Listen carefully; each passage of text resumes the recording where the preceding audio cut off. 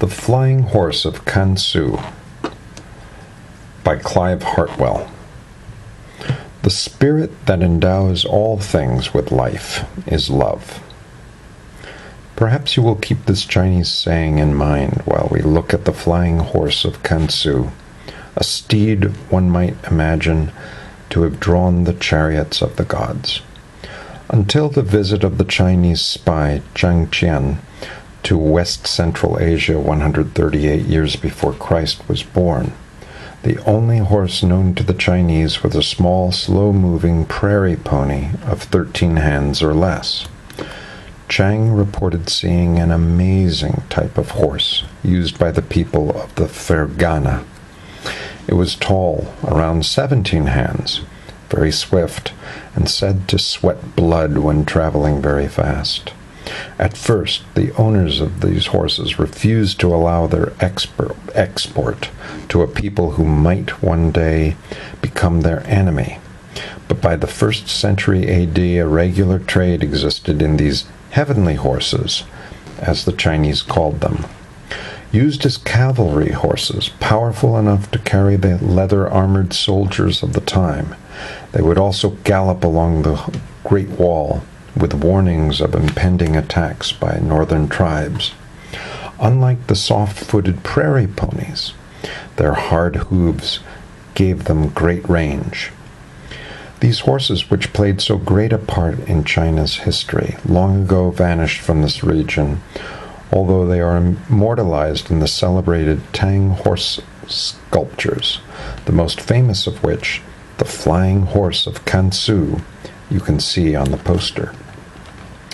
It was in 1969 that archaeologists opened a large brick tomb in Kansu to find 39 bronze horses, like the one you see before you.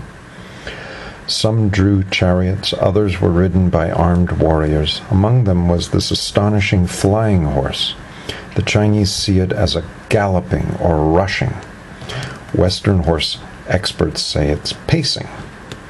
However, the unknown Chinese artist who conceived it more than 17 centuries ago clearly intended to be flying, since he is using the back of a swallow as a sort of aerial stepping stone.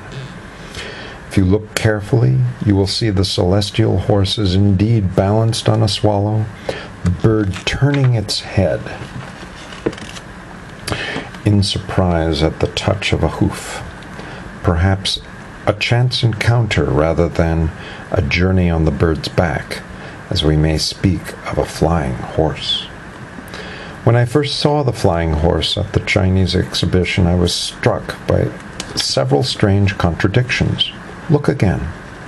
The sculpture is of bronze, a heavy metal, yet together with the impression of weight, power, and strength, the artist has managed to create a sense of lightness, even delicacy, by placing of the driving foot upon the back of the startled swallow, itself in flight. As the Persians say, through love, all things become lighter.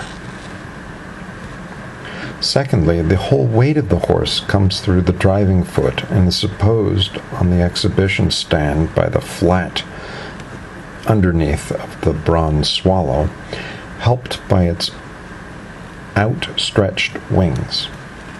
One wonders why the whole structure doesn't overtopple.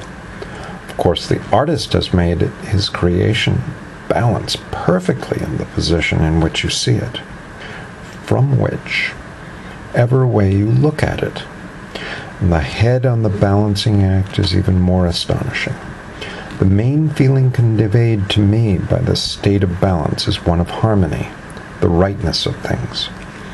The Swahilis say that much silence has a mighty noise. Here, with an apt tilt of the head, the flying horse is neighing, yet one senses the artist is speaking to us through the silence which surrounds the sculpture. Similarly, although one receives a sensation of speed by looking at the figure, the horse in fact doesn't move, but appears to us in a moment held forever in time by the unknown sculptor. Another contradiction is that despite the several anatomical mistakes. The legs bend in the wrong places, for example, and the wrong two legs stride forward together. The overall effect is one of grace and beauty. In the Chinese exhibition, the flying horse stands among similar horses, which all pull chariots or bear warriors. What is conveyed so powerfully about the riderless flying horse is the sense of freedom, of unrestricted vitality. The celestial horses were war horses, and yet the spirit behind the sculpture is one of love, a reverence and respect for life.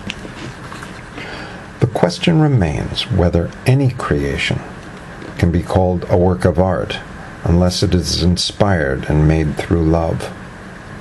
Perhaps this is why this remarkable sculpture, unknown to us until so recently, has already found a place among the great art treasures of the world. Look again to see the lightness, the grace, and harmony. Sense the silence, the stillness, and the love. The spirit that endows all things with life is love.